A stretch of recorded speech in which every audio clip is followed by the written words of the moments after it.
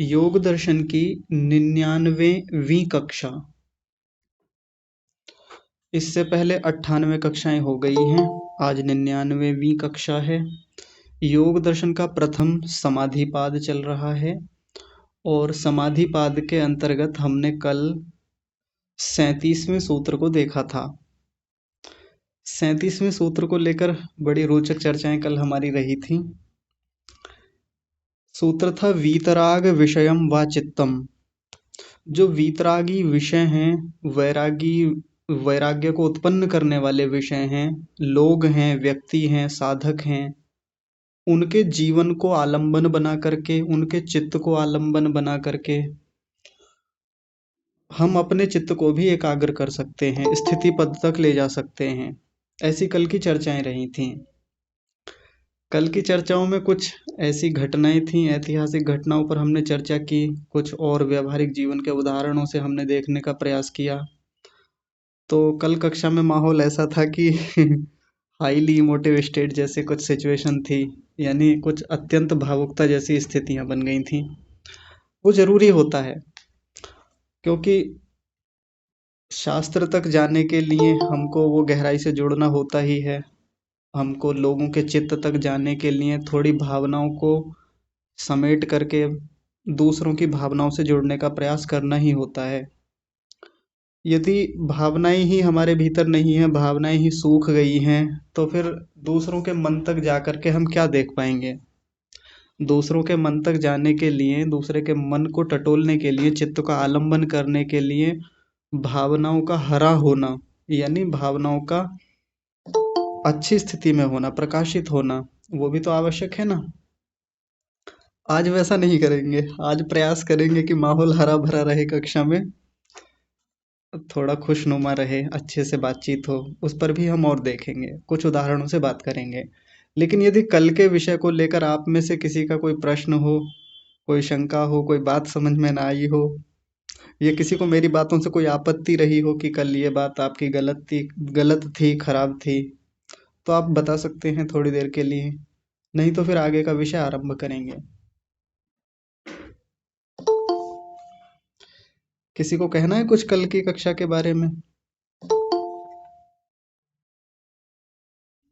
चलिए ठीक है, तो आप लोग नहीं कहेंगे तो फिर मैं ही शुरू करता हूँ। जैसे हमने कल कक्षा में कुछ उदाहरण देखे, कुछ ऐतिहासिक घटनाओं पर चर्चा की, या कुछ ऐसे व्यक्तित्व हमने उठाए थे कक्षा में जिन्होंने अपने जीवन में ऊंचे वैराग्य को धारण किया, जिन्होंने अपने जीवन को उन रागों से दूर किया, उन सब स्थितियों से दूर किया जो उनको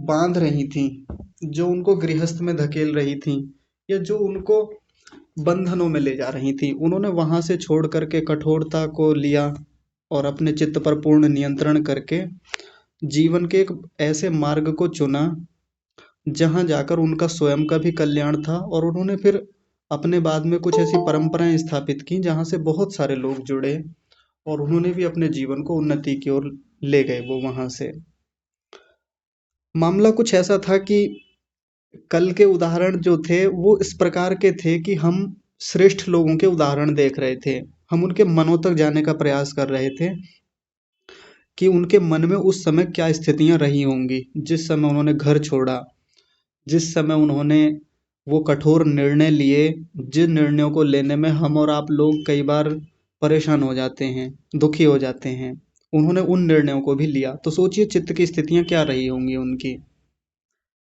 तो कल की कक्षा का अगर कोई ऐसा भाव ले ले कि घर छोड़ना ही जरूरी होता है लेने के लिए या जीवन की उन्नति के लिए, घर छोड़ना एक समय पर आवश्यक हो जाता है, वो बहुत बाद की बात है। लेकिन यदि किसी के मन में कमंडल उठाने का भाव आ गया हो, भगवा वस्त्र धारण करके घर से निकल जाने की भावनाएं हो, तो आप ऐसा मत कीजिएगा अभी। वो मैं जानता हूँ कि ऐसा करेंगे भी नहीं अभी इतनी आसानी से, क्योंकि इस पर लंबी चर्चाएं पहले हो गई हैं घर छोड़ने को लेकर के। घर में रहकर भी हम बहुत कुछ कर सकते हैं और बहुत स्वाध्याय तपस्या की जा सकती है। तो आज हम कुछ ऐसे उदाहरण देखेंगे जो उन श्रेष्ठ लोगों से थोड़े अलग हैं, थोड़े से भिन्न लोगों के उदाहरण हैं, जहां से हम उनके भी मन तक पहुंचे और देखें कि मन स्थितियाँ लोगों की कैसी-कैसी होती हैं और वहाँ से भी हम अपने मन को कैसे ठीक कर सकते हैं, मन को एकाग्रता तक कैसे ले जाएँ। जैसे कल हमने परसों की कक्षा में उदाहरण लिया था महर्षि दयानंद सरस्वती जी का, फिर लिया महात्मा बुद्ध का, या इसके अतिरिक्त और भी इतिहास के कई बड़े श्रेष्ठ लोगों के उदाहरण हमने लिए, जिन्होंने अपने जीवन में बहुत अच्छे निर्णय लिए और बहुत उत्तम स्थितियों को प्राप्त किया। आज उल्टे उदाहरण लेते हैं। आज ऐसे लोगों के उदाहरण लेंगे जिन्होंने अपने चित्त को बहुत खराब किया, जिनके चित्त बहुत खराब स्थिति में थे। आपको बड़ा अजीब लगेगा, आप सोचेंगे कि यहाँ तो प्रसंग में ऐसी कोई बात ही नहीं है, फिर ऐसे लोगों के उदाहरण लेने की आवश्यकता क्या है? क्यों ऐसे लोगों के उदाहरण ले रहे हैं? हमें क्यों ऐसे लोगों के मनों को टटोलना है? तो थोड़ी देर में बात समझ में आ जाएगी, आप ध्यान से सुनिएगा। तो कैसे लोगों के उदाहरण समझेंगे, कैसे लोगों के बारे में बातचीत करेंगे? जिनका मन वीतरागी नहीं है, जिनके मन में वैराग्य नहीं है। अब उल्टा कर दें इस बात को, या थोड़ा सही ढंग से कहें तो कैसे कहें? जिनके मन में राग बहुत है, जिनके मन में बहुत मोह है, जिनके मन में बहुत लगाव है चीज़ों के प्रति, लोगों के प्रति, संसार के प्रति। ऐसे लोगों के मनों को भी तो टटोलना आवश्यक है, ताकि हम अपने मन स्थिति को भी देख सकें। उनके मन को आलंबन बनाएं, उनके मन को सहारा बनाएं, देखें और अपने मन को भी देख लें साथ साथ कि हमारा मन कहाँ काम करता है। तो एक उदाहरण मैं आप लोगों के सामने रखता हूँ, बात समझ में आ जाएगी। अभी लगभग 2 ढाई महीने पहले की बात होगी। तो जैसे ये कक्षा चलती रहती है, मन पर हम बात करते हैं और मन की स्थितियों को लेकर या मन की चंचलता को लेकर, मनों में होने वाली स्थितियों को लेकर जब हम बातचीत करते हैं, तो बहुत सारे लोग सोचते हैं कि मैं किसी प्रकार का कोई मनोवैज्ञानिक हूँ, मैं उनकी उन मनोवैज्ञानिक समस्याओं का समाधान करूँगा जो इस समय उनके साथ घटित हो रही हैं, जिनके कारण मन बहुत क्लेशित है, परेशान है। अच्छा, अभी कक्षा में कोई मीनाक्षी जी जुड़ी हुई हैं, आप अपना वीडियो बंद कीजिए। मीनाक्षी मौर्य, वीडियो बंद कीजिए आप अपना। हाँ जी, बहुत बढ़िया। तो कई लोगों के मेरे पास फ़ोन आ जाते हैं, नंबर तो मिल ही जाता है ना, तो फिर बात करेंगे, अपनी व्यक्तिगत जीवन की कुछ समस्याएँ बताएँगे कि हमारे साथ ये चल रहा है।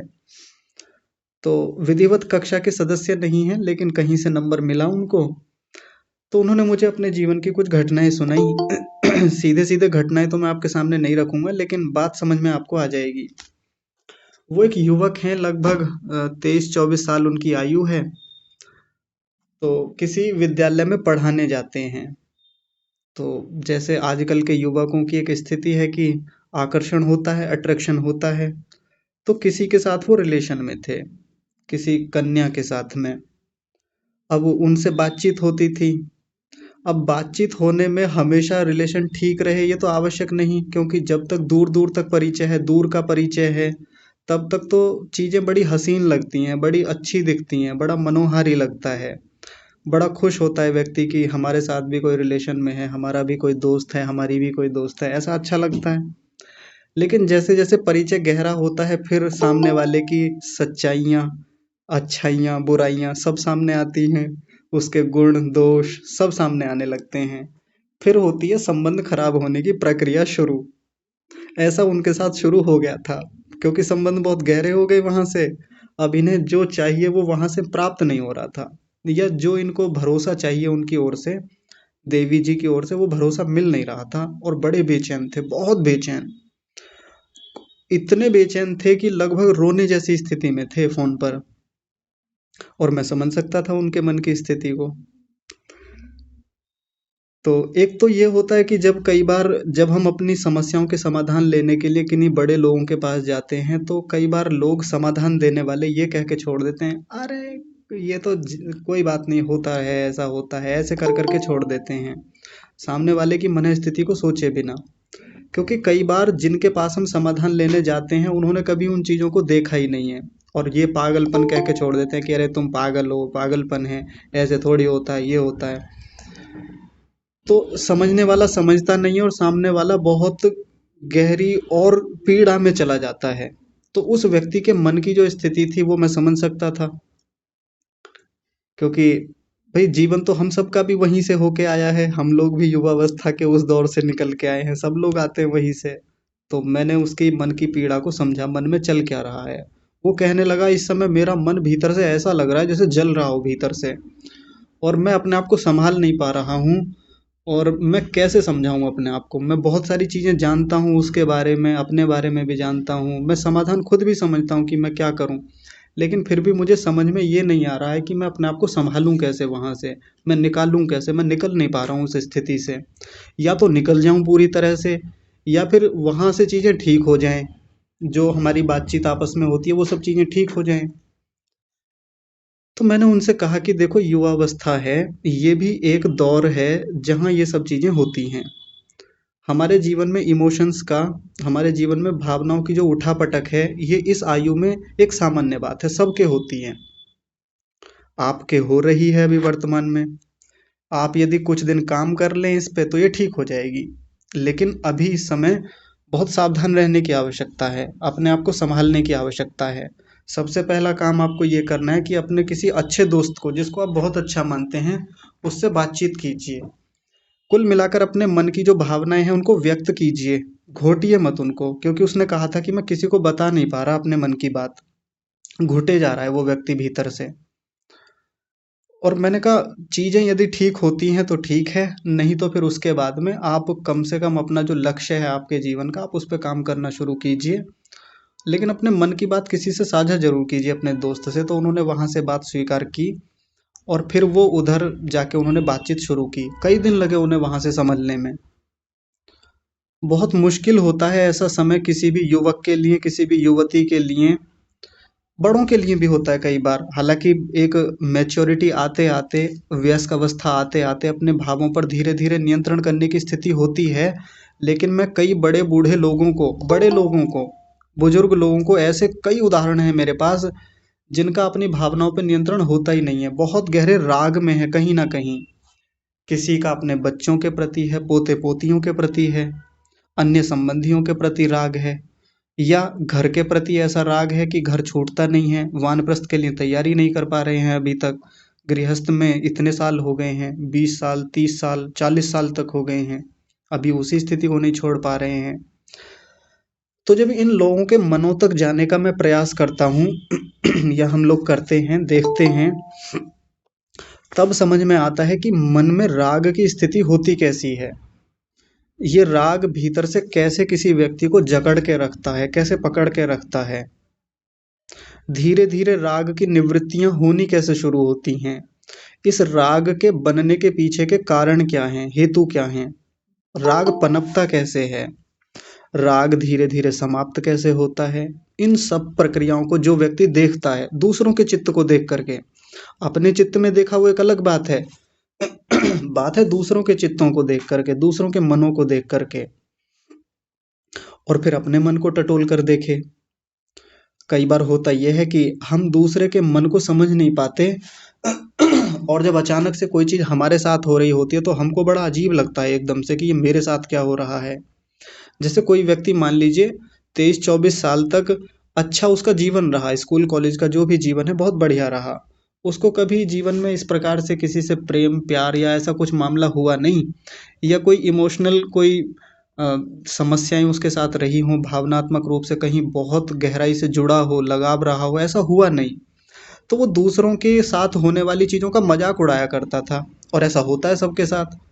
जब कोई व्यक्ति उन भावनात्मक उस स्थितियों से नहीं गुजरता तब तक वो दूसरों का मजाक उड़ाता है, मजे लेता है उस स्थिति में, कि देखो कैसे लोग हैं ये कैसे बेवकूफ़ लोग हैं, कैसे एक दूसरे के लिए रोते हैं, बात ना होने पे कैसे परेशान हो जाते हैं, इनकी देखो बात नहीं हो रही ना, सामने वाले का रिप्लाई नहीं आया, मैसेज नहीं किया, तो देखो कैसे बेचैन हो रहे हैं। अबे बेवकूफ़ हैं क्या, पागल हैं क्या, ऐसे कह कह के मजाक उड़ाते हैं लोग। लेकिन हम ये नहीं समझते कि वो भी एक मनुष्य है, जिसके भीतर ये चीज़ें चल रही हैं इस समय। हमारे साथ आज नहीं हो रही हैं, हो सकता है कल हमारे साथ हों। इस डिग्री पे ना हो, किसी और डिग्री पे हों। इस एंगल पे ना हो, किसी और एंगल पे होंगी। इस सिचुएशन में ना हो, किसी और सिचुएशन में होंगी। किसी स्त्री पुरुष के बीच में ना हो, कहीं और किसी वस्तु के साथ ये जुड़ाव हो सकता है, हमारा राग हो सकता है। और जब व्यक्ति के साथ खुद वो घटनाएँ होती हैं ना, तब उसको वहाँ जाके झटका लगता है कि जब मैं उस सामने वाले का मज़ाक उड़ा रहा था ना, कि ये कैसे लोग हैं बताओ, इन्हें इतनी समझ नहीं है, बताओ कैसे लोग हैं। और छोटी छोटी बातों पे आंसू बहाने लगते हैं, छोटी छोटी बातों पे देखो कैसे बेचैन हो जाते हैं। अरे सामने वाले ने रिप्लाई नहीं किया तो ऐसा क्या हो गया, कैसा पहाड़ टूट गया अगर उसने रिप्लाई नहीं किया? अगर वो तुमसे मिलने नहीं आया तो इसमें कौन सी कयामत आ गई? ऐसा कह कह के मजाक उड़ाते हैं बहुत लोग। यानी दूसरों के मन के भीतर जो चल रही संवेदनाएं हैं, जो चल रही चीजें हैं, उनको समझने का प्रयास नहीं करते। एक बार देखें सामने वाले के मन में क्या चल रहा है। बच्चों के मनों को देखने का प्रयास करें, बच्चे का मन कैसे काम करता है, उसके चित्त का आलंबन लेकर के देखें। एक माँ के चित्त का आलंबन लेकर देखें कि माँ का चित्त अपने बेटे के साथ किस तरह गहराई से राग में जुड़ा हुआ है, जुड़ाव है, लगाव है, मोह है उसका। बुरा है अच्छा है वो मैं अभी नहीं कहना चाह रहा कि कितना बुरा है कितना अच्छा है, लेकिन अभी केवल बात इतनी है कि हम उस मन स्थिति को टटोल कर देखें जो एक माँ के भीतर अपने बच्चे के लिए चलती है। जैसे मैं एक उदाहरण देता हूँ आपको, बात समझ में आ जाएगी और फिर धीरे धीरे चीजें भी और बाकी और विषय से जोड़ करके समझ पाएंगे। जैसे लगभग 2012-13 की बात है, जिस समय मैं कॉलेज में गया तो पहली बार कभी घर से बाहर जाना हुआ। पहली बार बाहर जाके रह रहा था तो मेरे लिए एक बड़ा चैलेंज था क्योंकि घर से बाहर मैं कभी गया नहीं था। बहुत मन परेशान रहता था, बहुत मन दुखी था, अकेले रहने में बड़ी चिंताएं थीं। अब ये तो होता ही है जब पहली बार कोई बाहर निकलता है, सबके साथ हो रहा था, मेरे साथ भी हो रहा था। तो जब हम घर से कभी जाते थे शहर में रहने के लिए, माँ हमारी क्या करती थी कि माँओं की एक आदत होती है कि जब बच्चा घर से जा रहा होता है तो माँ सोचती है कि इसके आवश्यक जो सामग्रियाँ हैं, जो इसको ज़रूरतें हैं, वो सब रख दूँ यहाँ से। तो हमारी माँ तमाम चीज़ें समेट के रखती थीं। आटा रखेंगी, दाल रखेंगी, चावल रख देंगी, तेल रख देंगी, क्योंकि घर का तेल होता है शुद्ध, तो वो रख देंगी। अचार रख देंगी, बहुत सारी चीज़ें रखेंगी। अब हमारे जैसे जो लड़के हैं, जो टीनेजर हैं या टीनेज से निकल गए हैं, थोड़े से ऊपर गए हैं, अब ऐसे लोगों को यात्रा में बड़ी समस्या होती है। इतना सामान ज़्यादा हो जाएगा, क्यों रखे जा रही हो, क्यों भरे जा रही हो? अब एक दो बार तो माँ से प्रेम से बात करते हम कि माँ इतना मत रखो, ये बोझ बहुत हो जाएगा, परेशान हो जाऊंगा मैं, और खाएगा कौन इन्हें वहाँ? क्योंकि हमारे मन में एक स्थिति ये चल रही है कि यार घर छोड़ के जाना पड़ रहा है, वहाँ अकेले में रहेंगे और फिर मन नहीं लगेगा कई कई दिन तक। हमारा मन तो यहाँ काम कर रहा है और माँ का मन कहाँ काम कर रहा है? मेरे बेटे को समस्या ना हो। कुछ मीठी पूड़ियाँ बना के रख देंगी, पराठे बना देंगी, लड्डू बना देंगी कुछ दिन के लिए कि कुछ दिन रहेगा तो जब भूख लगेगी कॉलेज से आके खा लिया करेगा। माँ की संवेदनाएं, मन स्थितियाँ वहाँ काम कर रही हैं। हम थोड़े से गुस्स हम थोड़े से गुस्सा हो जाते थे ऐसे समय में कि इतना सामान क्यों भरे जा रही हो? मैं कैसे कैसे उठा के लेके जाऊंगा? यात्रा में भी वहां से पैदल जाना पड़ता है, इस इतने बड़े थैले को, इतने बड़े बैग को उठा के कौन ले जाएगा? हम नाराज होता हो जाते थे उस समय। लेकिन जब कमरे पर पहुंचते थे और कमरे पर जाने के बाद में थोड़ी देर तो मन नहीं लगता था, कुछ एक दो घंटे तक। लेकिन अब कब तक पड़े रहेंगे कमरे में भी अकेले? अब भूख भी लगेगी, आगे का काम भी शुरू करना है, पढ़ाई शुरू करनी है, कॉलेज जाना है। तो 2-3-4 घंटे बाद फिर प्रक्रिया शुरू होती थी बैग को खोलने की। आप ध्यान से सुनिएगा, बहुत रोचक बात है, बहुत कमाल की बात है। बैग को खोलने की प्रक्रिया में वो सब चीजें बाहर आ रही हैं जो माँ ने कुछ चीजें छुपा के रख दी थी, चुप के रख दी थी, बिना बताए रख दी थी। ये काम आ जाएंगी, फिर फोन पे बताती थी कि वो रख दिया था बैग में, निकाल लेना, खराब ना हो जाए, देख लेना, दूध को गर्म कर लेना, दूध खराब हो जाएगा। ये पराठे रख दिए थे, अचार रख दिया था, थोड़ा सा खोल के रख देना, ये कर देना, ऐसे मतलब फिर निर्देशन मिलते थे। और फिर उस समय आंखें भर आती थी, मन भावुक हो जाता था इस चीज को लेकर के कि कितना ध्यान रखती है माँ हमारा। माँ की मन स्थिति है कैसी अपने बालक के प्रति, एक एक चीज का वो ध्यान रखती है। उसका बस चले तो वो हर दिन रोटियां भेज दे अपने बच्चे के लिए इतनी दूर, 50 किलोमीटर, 60 किलोमीटर, 100 किलोमीटर दूर। लेकिन नहीं भेज पाती तो एक दिन में जितना होता है उतना कर देती है। अब उस समय हम युवाओं को खिन्नता होती थी, खींचता था मन भीतर से, एक मन में ये लगता था कि क्या ही पागलपन है इन माताओं का। अरे मैं कोई बालक थोड़ी हूँ, खा लूंगा कहीं बाहर से लेके, अरे बना लूंगा मैं जा करके, ऐसी क्या बात है। अरे हॉस्टल तो है, खा लेंगे, मेस है वहां पे, ये जो भी है, ऐसा सोचते हैं युवा। लेकिन ये बात तो माँ बन के समझ में आती है, पिता बन के समझ में आती है बाद में। हालांकि मैं नहीं बना अभी तक, वो एक अलग बात है। लेकिन पेरेंटिंग क्या होती है ये मैं अच्छे से समझ गया अब, यहाँ तक आते आते। मतलब माँ के भीतर, पिता के भीतर क्या भावनाएं अपने पुत्र के लिए होती हैं, क्या जुड़ाव है, क्या राग है, लगाव है, ये बात यदि कोई बिना पिता बने, बिना माँ बने समझ जाए ना, तो ये बड़ी बात है। मामला सारा मन तक पहुंचने का है, सामने वाले के मन को देखने का है, मन कैसे काम करता है उसका।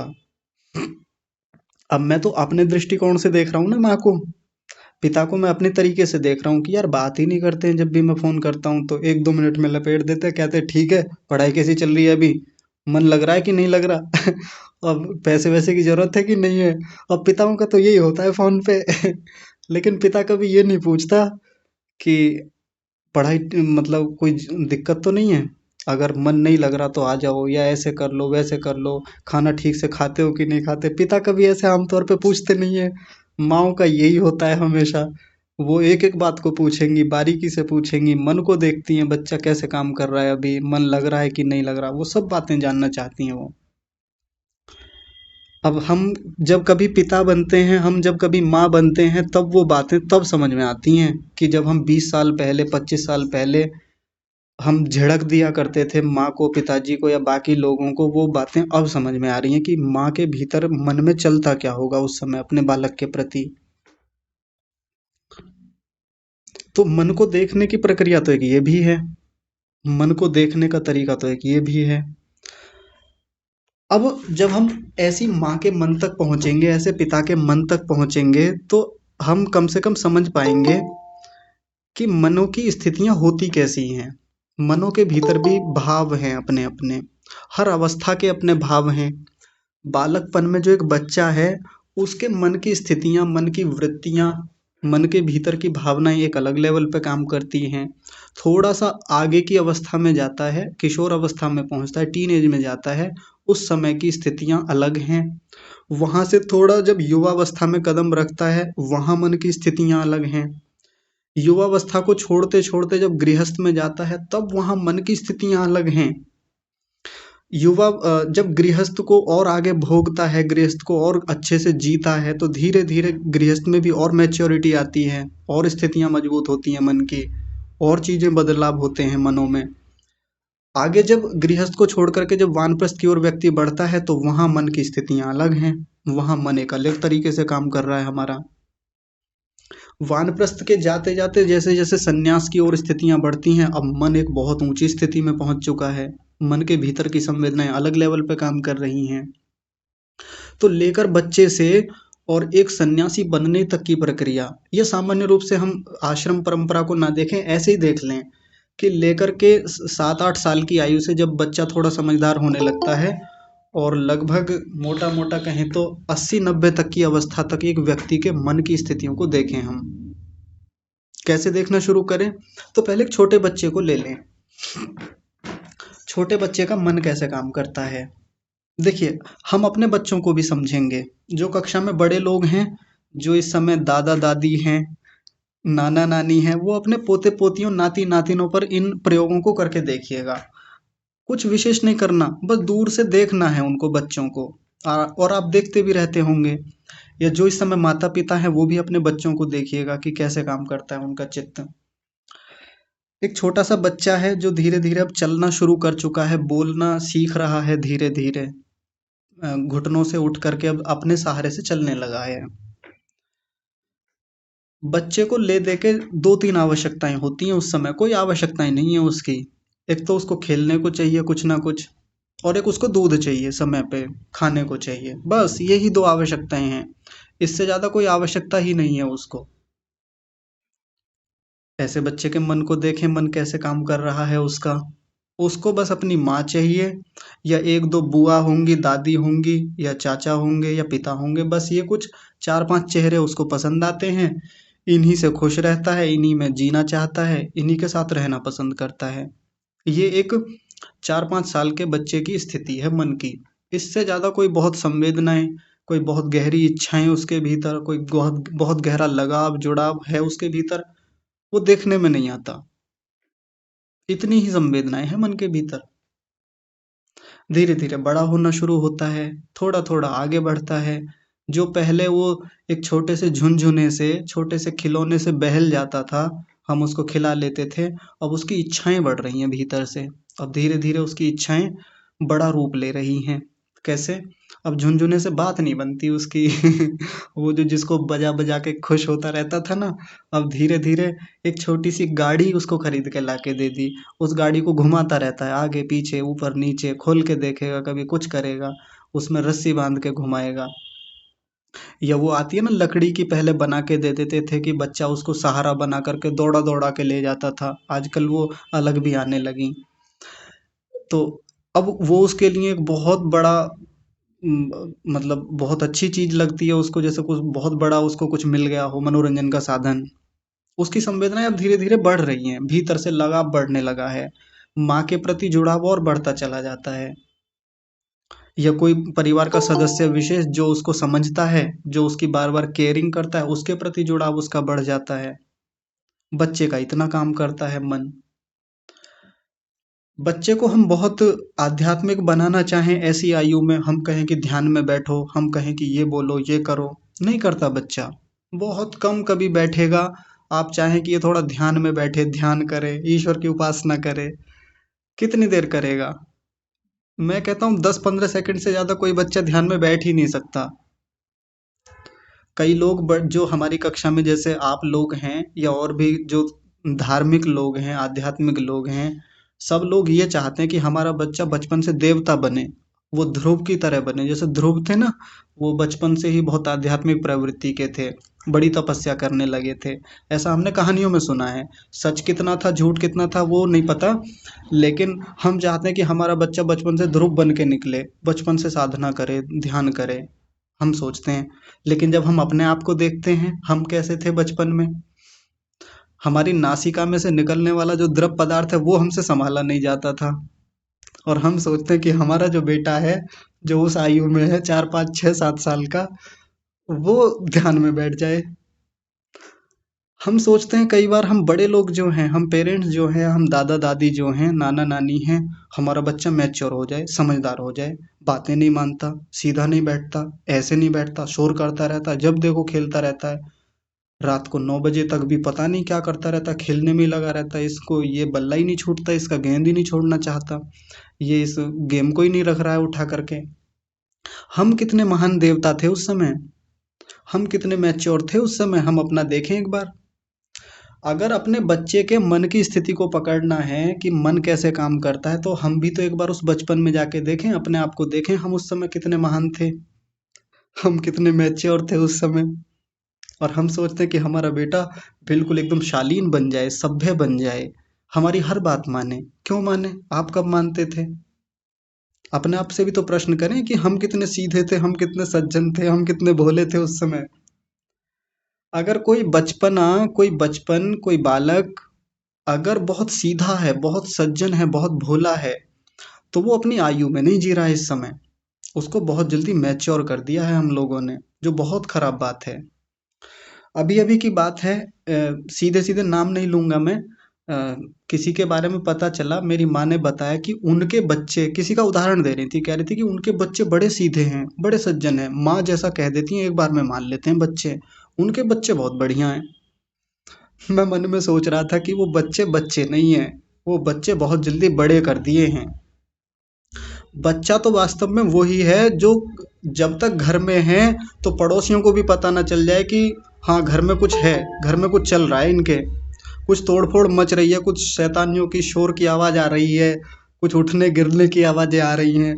जब तक ऐसा नहीं हो रहा है तो समझ लीजिए कि आपके घर में बच्चा है ही नहीं अगर 8 9 10 साल तक के बच्चे के होने से घर में चहल पहल दिखाई ना दे उठा पटक नहीं हो रही हैं वहां से शोर की आवाजें नहीं आ रही हैं तो बच्चे के बचपन को आपने मारा है उसके चित्त को आपने दबाया है उसके मन की स्थितियों को कचोटा है आपने इस चीज को भी तो समझने का प्रयास करें हम।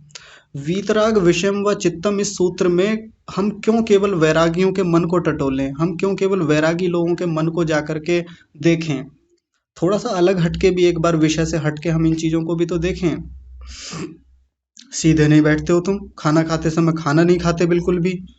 ये देखो, तो अभी तो खाना खा, एक बच्चे के मुंह में टुकड़ा दिया, वो भाग दौड़ के खेलने लगा एकदम से, फिर लाए पकड़ के वो फिर दौड़ने लगा, अब उसमें चांटा लगा दिया।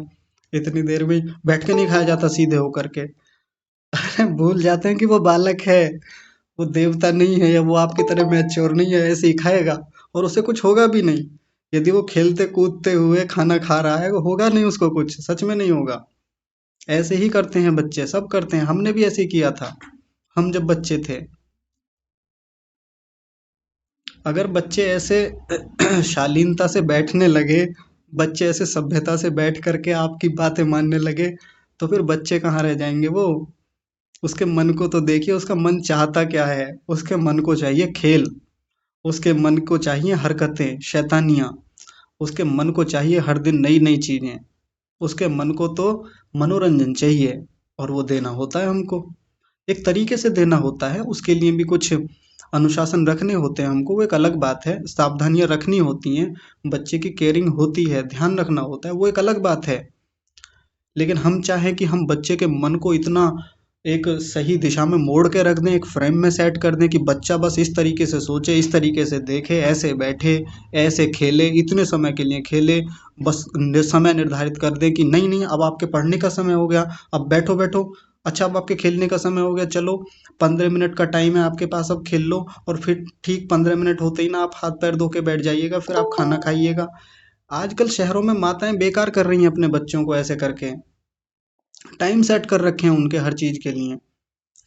एक एक मिनट तक का समय बिल्कुल निर्धारित है कि आपकी इतने बजे से ना ऑनलाइन क्लास है, आपको सीधे आके बैठना होगा, क्लास खत्म होते ही ना आप पार्क में जाएंगे, वहां खेलेंगे, और इतने मिनट होते हैं आप फिर वहां से लौट के आएंगे, फिर आप ये करेंगे वो करेंगे। फालतू की बातें सब, बच्चों के मनों की स्थितियों को बिगाड़ रहे हैं हम, और उनकी तो बिगड़ रही है, और उन मनों के साथ साथ हम अपने मनों को भी खराब कर रहे हैं, हम अपने चित्त को भी बेकार कर रहे हैं साथ में। अगर बच्चे का मन ठीक ना हो पाए, बच्चा बहुत उदास हो जाए, परेशान होने लगे, हम कौन सा ठीक रह पाते हैं। एक बार किसी ने, कक्षा के किसी सदस्य ने मुझसे कहा कि एक बालक है, और वो बालक, यदि आप उसको पढ़ा दें कुछ दिन, उसको ऑनलाइन कक्षा ले लें तो शायद वो ठीक हो जाए, इस समय उस बच्चे की स्थिति बहुत खराब है। मैंने कहा जी हाँ बताइए कौन है, मैं देखूंगा, प्रयास करूंगा कि शायद बच्चे से मैं बातचीत कर सकूं। आप विश्वास नहीं करेंगे, उसको ऑनलाइन क्लास में बिठाया, सामने उसका वीडियो ऑन था, मैंने उससे कुछ बातें पूछनी शुरू की। तो जैसे मैं उससे कुछ बात करता, कुछ भी पूछता, तो पास में बैठी हुई जो उसकी माँ थी, बार बार बच्चा उनकी ओर देखता, जो निर्देश माँ देती बच्चा बिल्कुल वैसे ही मुझको उत्तर देने लगता। मैंने कहा मैं आपसे पूछ रहा हूँ, मैं माता जी से थोड़ी पूछ रहा हूँ आपकी, आप बताइए। बच्चा एकदम संकुचित, भयभीत, डरा हुआ सा, छोटी छोटी बात में माँ की ओर देख रहा है, फिर मुझे देख रहा है।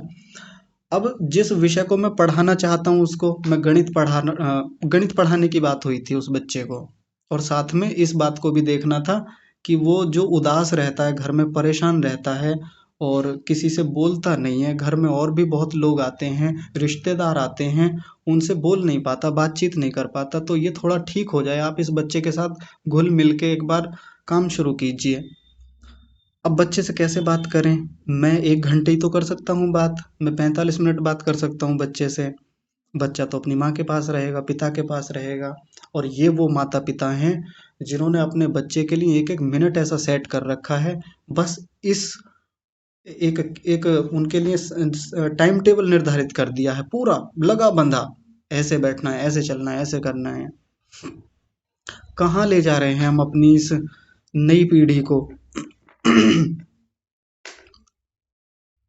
मैंने मना कर दिया, मैंने कहा जी नहीं हो पाएगा, इस बच्चे को आप स्वयं देखिए, क्योंकि ये आप ही की उपज है, और आप ही का ये प्रोडक्ट है।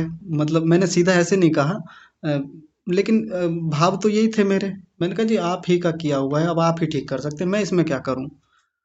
मतलब खराब हम खुद करते हैं, बच्चों को स्थितियाँ खुद बिगाड़ते हैं। बच्चा सबसे ज़्यादा हमारे पास रहता है और शिकायत लेकर स्कूल में जाते हैं। आप सिखा क्या रहे हैं बच्चों को? आप क्या ही सिखाते हैं? ये बच्चा तो गाली देता है, ये बच्चा तो ऐसे करता है। टीचर क्या करेगा उसमें? तो बच्चे के मन को देखें, मन को बच्चे के मन को समझने का प्रयास करें।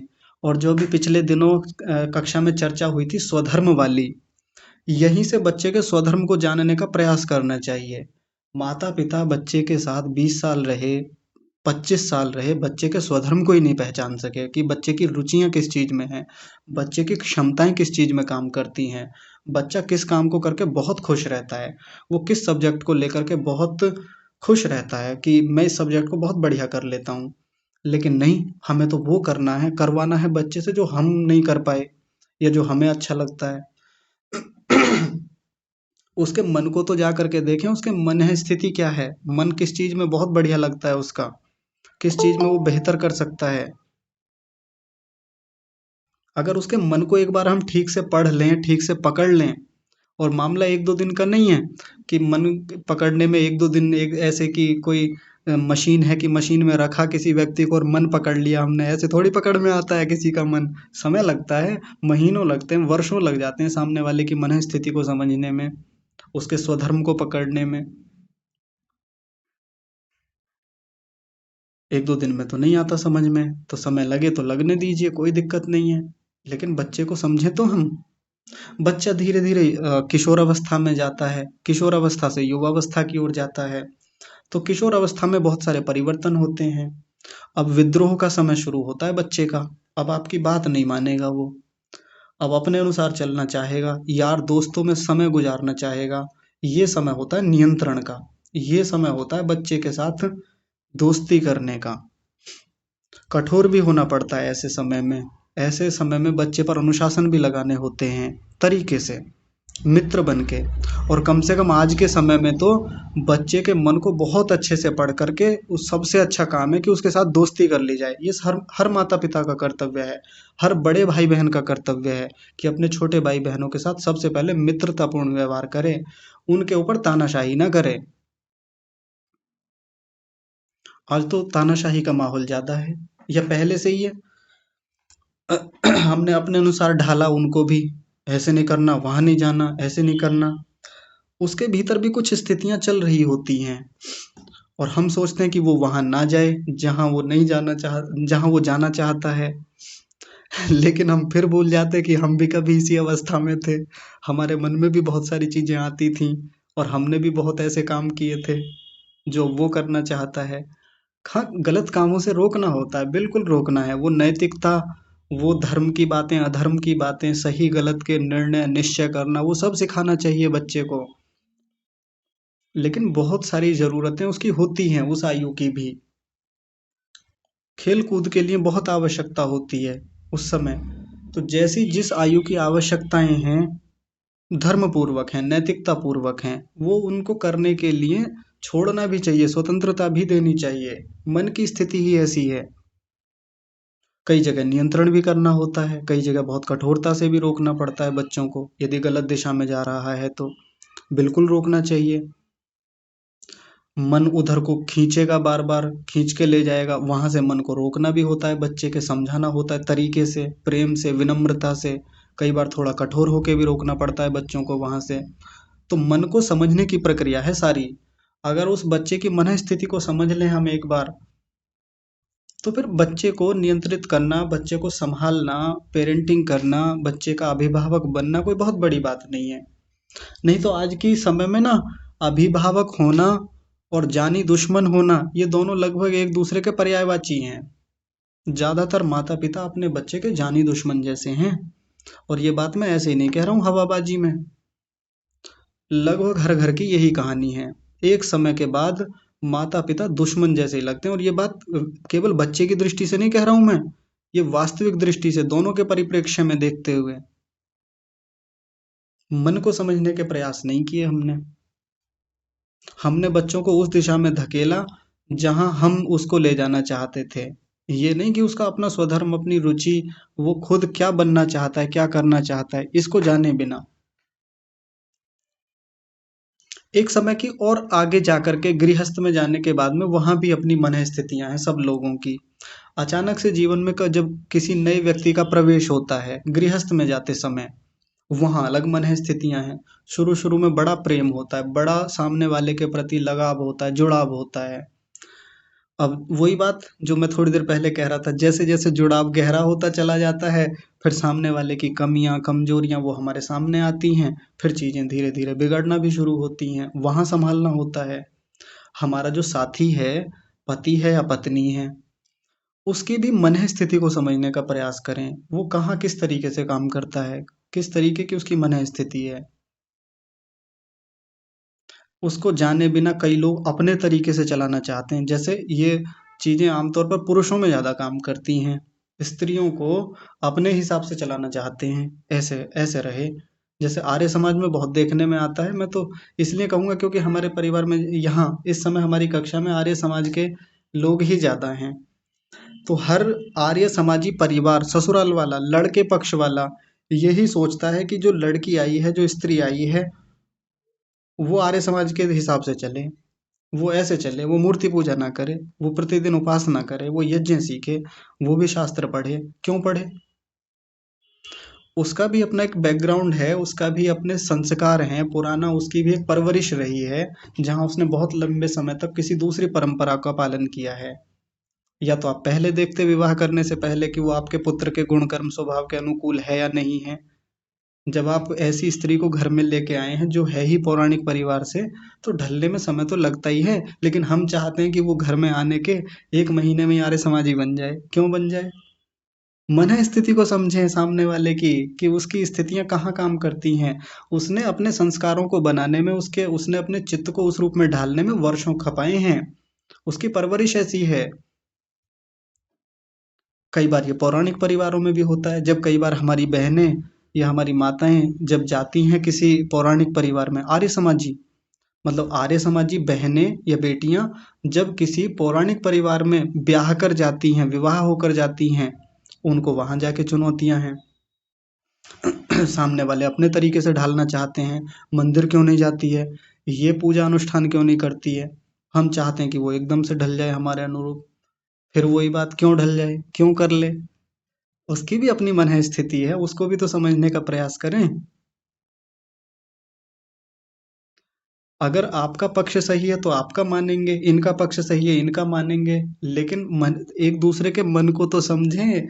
उस मन, जो भीतर जो स्थितियां हैं चित्त के भीतर, जब तक हम उसको नहीं पकड़ेंगे, जब तक उसको देखने का प्रयास नहीं करेंगे, तो ये जो चीजें बिगड़ रही हैं ना हमारे घरों में, ये बिगड़ना बंद हो जाएंगी। धीरे धीरे ठीक होने लगेंगी। मामला केवल साधना का नहीं है। साधना में तो वो चीजें ठीक हो ही जाएंगी आगे चल के, जो यहाँ व्यास भाष्य में लिखा हुआ है, स्थिति पदम लभत इति, स्थिति पद को प्राप्त हो जाएंगे, वो हो जाएंगे आगे चल के, वो चीजें ठीक स्वतः ही हो जाएंगी। लेकिन कम से कम इतना समझ करके हम अपने संबंधों को तो ठीक कर सकते हैं। गृहस्थ से आगे जाके भी और कई सारी चीजें हैं। व्यक्ति आगे बढ़ता है, राग नहीं छूटता है। नाम लिए बिना मैं बस एक व्यक्ति का जिक्र करके आज की कक्षा को समाप्त करूंगा।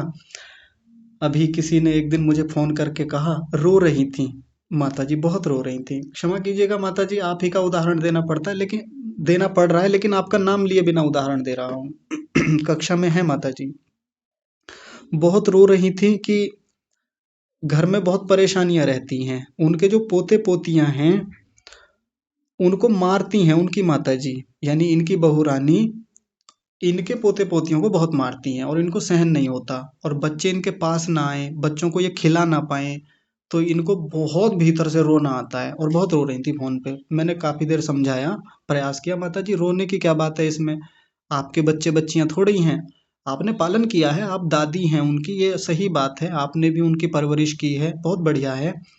लेकिन अब आपका वानप्रस्थ में जाने का समय है, ये गृहस्थ में रोने का समय नहीं है। अब यदि इन्हीं से राग रहा, इन्हीं, फिर आप कहेंगे कि इनकी शादी जब तक नहीं हो जाएगी तब तक मैं गृहस्थ नहीं छोड़ूंगी, वानप्रस्थ में नहीं जाऊंगी। अपने आप पे काम कब करेंगे यदि इन्हीं सब में रहेंगे? जीवन का एक बहुत बड़ा हिस्सा तो अपने पुत्रों पुत्रियों में लगा दिया आपने, बेटे बेटियों में लगा दिया। अब जो जीवन का हिस्सा अपने ऊपर काम करने का है वो पोते पोतियों में खर्च करें। मेरी बात नहीं मानती, घर वाली बहू रानी, मेरा बेटा मेरे कहने में नहीं चलता। आप अपने ऊपर काम कब करेंगे? माता जी की बात नहीं है, ये सबकी बात है ज्यादातर।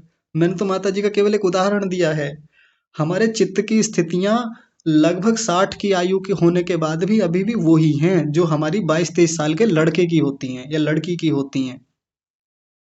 बड़ी जल्दी कह देते हैं हम लोग लड़के लड़कियों को कि देखो कैसे बहक रहे हैं। आज के युवाओं को तो इनको होश ही नहीं है। आज के युवाओं को तो देखो बिल्कुल भी ये नहीं रहा, वो नहीं रहा, और कैसे आकर्षण में फंस जाते हैं एक दूसरे के। हम अपनी भी तो मन स्थिति को देखें। इतनी आयु होने के बाद भी हम कहाँ वानप्रस्थ के लिए तैयार हो पाए। हम अपने मन को उस राग से हटा करके वैराग्य के लिए हमने कितने प्रयास किए। अपने मन को भी तो देखें। तो 22-23 साल का युवक अभी, उसकी आयु है ऐसी, वो आकर्षण होता ही है। रोकना होता है हमको प्यार से समझा करके, वो एक अलग बात है, अलग स्थिति है। हम अपने मन को देखें। अपने मन को अब स्थिति पद की ओर ले जाने का समय है ये। एक युवक या युवती का मन अभी स्थिति पद की ओर नहीं लग पा रहा है, कोई बात नहीं, कर लेगा वो। अभी उसकी आयु जो है वो भी थोड़ा मन के विचलन की है। मन बार बार विचलित होगा, जाएगा इधर उधर। भावनाओं का जो उठा पटक है वो ऊपर नीचे होगी अभी, वो चलेगा। लेकिन आप तो कम से कम 60-65 की आयु में हैं। इस आयु में आकर के तो मन बहुत अच्छी तरह से स्थिति पद को प्राप्त हो जाना चाहिए था। जो हम एक झटके में आजकल के बच्चों को ऐसे ही झड़क देते हैं, उनको सुना देते हैं, डांट फटकार देते हैं कि क्या हो गया है आज की इस युवा पीढ़ी को, क्या हो गया है? कुछ नहीं हुआ है। मैं तो सीधा कहता हूँ कुछ नहीं हुआ है। आप भी जब अपनी अवस्था में थे तो यही चीजें थी, मैं सब जानता हूँ। इतने डिग्री पे नहीं थी। आज कुछ चीजें थोड़ी सी आगे आ गई हैं, लेकिन वो भावनाएं तो आपके मन के भीतर भी थी। मामला है अपने मन को समझने का और दूसरों के भी मन को समझने का। हर आयु की मनों की स्थितियां अलग अलग तरीके से काम करती हैं। कुछ चीज़ें कॉमन हैं जो हर समय मन में सबकी एक जैसी काम करती हैं, लेकिन बहुत सारी चीज़ें ऐसी हैं कि जैसे जैसे शरीर आगे बढ़ता है, जैसे जैसे आयु बढ़ती है, तो हमारे मन की स्थितियां भी अलग अलग तरीके से काम करती हैं। जब हम दूसरों के मनों को समझने लगेंगे, धीरे धीरे हम ये भी समझेंगे कि हाँ, हमारी मन स्थिति ऐसी क्यों हो रही है, ऐसा हमारे साथ क्यों हो रहा है। और कई बार जो लोग ये सोचते हैं मेरे साथ ही ऐसा क्यों हो रहा है, ये मेरे साथ ऐसी अजीब चीजें क्यों हो रही है मेरे मन के साथ, तो कोई ब्रह्मांड की ऐसी कोई विशेष बात नहीं हो रही है आपके मन में, सबके साथ होती है। बस हमने यदि पहले दूसरे के मनों को समझ लिया होता तो हम समझ गए होते कि होता ही है। जैसे, बस एक उदाहरण दे देते हैं क्योंकि बातें हो ही रही हैं तो इस बात को भी रख देते हैं। जैसे मान लीजिए एक युवक है, अविवाहित है, लेकिन विवाह होने वाला है कुछ दिन में। अब मान लीजिए उसके बड़े भैया का विवाह घर में हो जाए, तो जैसे बड़े भाई का विवाह होता है ना, तो भाई में कुछ परिवर्तन आता है। बड़े भाई जब जब किसी का विवाह होता है तो परिवर्तन होता ही है। जैसे वो धीरे धीरे अपने परिवार से हटने लगता है, थोड़ा थोड़ा सा पत्नी के साथ समय ज्यादा देगा, माँ पिताजी के साथ थोड़ा कम बैठना शुरू कर देगा, छोटे भाई बहनों को कम समय देगा, पत्नी का ज्यादा ध्यान रखेगा। पहले जो छोटे भाई बहनों पर थोड़ा समय देता था, पैसे देता था, या जो भी कुछ हेल्प करता था, थोड़ी कम हो जाएंगी। और ये कोई परिवर्तन बुरा नहीं है, सही होता है, होना चाहिए। भाई जो पत्नी घर छोड़ के आई है, जो स्त्री घर छोड़ के आई है, उसको ज्यादा समय देना ठीक बात है। और ये थोड़े से जो परिवर्तन है ये आवश्यक हैं। अब ये छोटा भाई जो है इसको बुरा लगता है, यार भैया तो बदल गए, भैया तो ऐसे हो गए, हमारे भैया बड़े अजीब हो गए, ये भाभी बड़ी अजीब आ गई हमारे घर में, तो इन्होंने तो भैया को ही बदल दिया हमारे। कुछ नहीं बदला है, आवश्यक है बदलना। अभी तो बुरा लग रहा है इस छोटे वाले भाई को, लेकिन जब ये खुद उस स्थिति में जाता है ना, जब खुद इसकी शादी होती है और जिस दिन इसकी पत्नी आती है घर में, तब समझ में आता है कि यार बड़े भैया का जो बदलाव हो रहा था ना वो ठीक ही हो रहा था, बड़े भैया सही बदल रहे थे, जरूरी था वो बदलाव। सबके साथ होता है। तो ये जो छोटा भाई है, ये बड़े के मन को देख करके समझ ले पहले ही। जो भाई इससे 2-3 साल बड़े हैं, 4-5 साल बड़े हैं, जो इससे थोड़ा पहले गृहस्थ में चले गए, क्यों ना पकड़ ले उनके मन को, क्यों ना उनके मन को टटोल करके देख ले और अपनी मन स्थिति पहले से बना ले कि जब मेरी भी शादी होगी, मेरे भी घर में पत्नी आएगी, तो हो सकता है मेरे साथ भी ऐसी चीजें हों। आज तो मैं आरोप लगा देता हूँ भैया के ऊपर, आज तो मैं भाभी के ऊपर आरोप लगा देता हूँ कि ये तो यार बदल गए। हमारे घर में तो पता नहीं कैसी भाभी आ गई, ये घर ही तोड़ दिया, घर ही ऐसा करवा दिया, हमारे घर की ये स्थिति कर दी।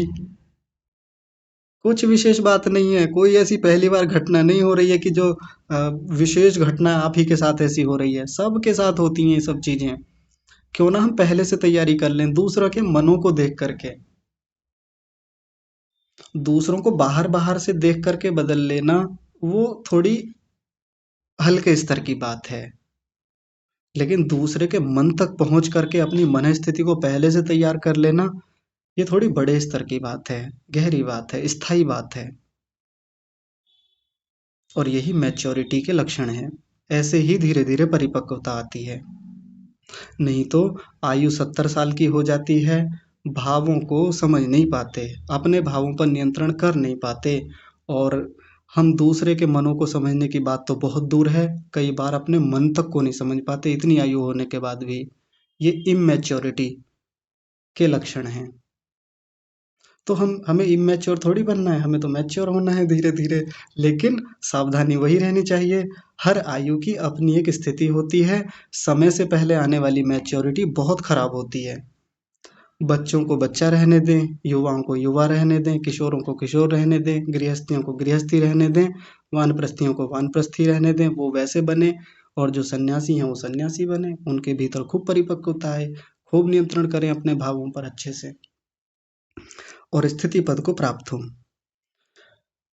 ठीक है जी, तो आज की बातचीत बहुत लंबी चली गई। आप सभी लोग अब तक जुड़े रहे, सभी का बहुत सारा धन्यवाद। यदि मेरी बातों से किसी को कोई आपत्ति हो तो परसों की कक्षा में आप बता सकते हैं। हाँ, बस एक छोटी सी सूचना दे दें, आपकी एक परीक्षा करने का मन है, अगली परीक्षा के लिए एक मैंने स्थिति तैयार की है, मैं बता देता हूँ बस जल्दी से। ये देखिए,